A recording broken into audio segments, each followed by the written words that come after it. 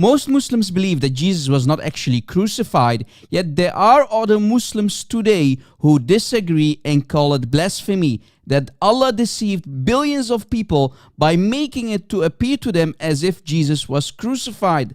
Let us listen to Sheikh Imran Hussein. What did Allah do to make it appear that he died? Let me warn you. And my language is sometimes very harsh because that's the only language some people can understand.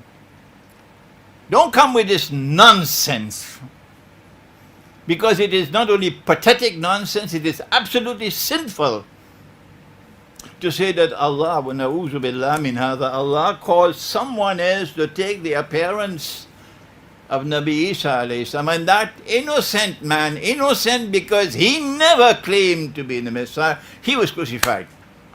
Wait for judgment day with that nonsense. Pathetic nonsense. It's not there in the Quran, it's in your imagination. That's why it is. And yet it took the world of Islam by storm. What a brainwash ummah we are today. You're going to tell Allah on Judgment Day, you caused that man to assume the appearance of someone? And he who never claimed to be the Messiah, he was crucified. That is an act of injustice. You attributing injustice to Allah? What foolishness. But where are the scholars who will correct this foolishness? If we go by the majority opinion of Muslims that Jesus was not crucified on the cross, but Allah, deceiving everybody, made it to appear to them, then there is a very important question to ask. Is this a new idea from Muhammad, or was it already known many centuries before Islam? Now, where did this idea truly come from? In the late 2nd century to 3rd century, Gnostic texts started to appear explaining that Simon of Cyrene, the figure who helped Jesus carry the cross, that he was actually the real person who was crucified instead. Let me read you a quote of a Gnostic version of Jesus mocking people. I was laughing at their ignorance when the crowd mistakenly crucifies Simon of Cyrene and asserting that this deception was made possible because I, Jesus, was altering my shapes, changing from form to form. Early church fathers like Ignatius were exposing this known heresy called Docetism in the 2nd century. Do you think that Muslims got this idea from Gnostic literature? How much can we be sure about the crucifixion of Jesus and whether he was indeed crucified? Right. I know in Islam the teaching is that he was not actually crucified. I think on a historical basis, Jesus was absolutely crucified. I think that there is, as a historian, there's almost no doubt about that. And in case your audience doesn't know, I don't identify as a Christian. I mean, I was raised a Christian, but I'm an atheist now. I don't have a particular stake in any of this information personally.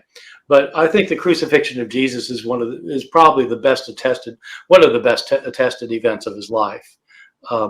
It's found all over the place in our early sources. It's even mentioned by non-Christian sources, and it's a kind of a complicated thing for me to argue. Although I can at length, if somebody wants me to, it's not the kind of thing that Christians would have made up about him if they wanted to make up legends. If they wanted to make up something about Jesus, it wouldn't be that he got killed by the enemy, tortured to death. What they would have made up is that he became the king and he's sitting on the throne in Jerusalem. But they couldn't make that up because everybody knew it wasn't true. And so they had to say, well, yeah, he got crucified. But then they ended up saying that because he was crucified, that was significant, that it was the plan of God. And but they're kind of explaining it. They're not, they're explaining because they got to explain it because he was crucified. Yeah. The Islamic account is very strange. It is that I guess that people think Jesus was crucified and that somebody was crucified, but it wasn't Jesus. It was just somebody else who people thought was Jesus, and it's a very strange thing to think. Well, it is, and it didn't start with Islam. It actually there's a Christian teacher in the 2nd century named Basilides who was a Gnostic. And he wrote a gospel. He wrote a Gnostic gospel. We don't have the gospel anymore, but we have a church father who talks about it. And in his account, what he says is that there was a fellow in the Gospels. Jesus is carrying his cross, and they impel somebody else to carry the cross for him to the place of crucifixion. And according to Basilides, what happened is this other person, whose name was Simon from Cyrene, which is in North Africa, Simon Cyrene carries the cross, and when he gets there, Jesus pulls an identity switch. He's the Son of God. He can do miracles. He makes Simon of Cyrene look just like him. And then he looks just like Simon of Cyrene. And so the Romans think they're crucifying Jesus, but they're crucifying Simon, and Jesus is standing by the cross laughing. Presumably Simon didn't think it was so funny because he's trying to help out here. The point is, does it require for Muhammad, the false prophet, to come couple centuries later to tell us what was already known in the 3rd century Gnostic texts? I mean, what kind of trick is this? Making you think that Jesus was crucified. The entire Islamic religion is made out of this idea, and over 1 billion of Muslims today believe in this. What kind of trick is their false god Allah playing?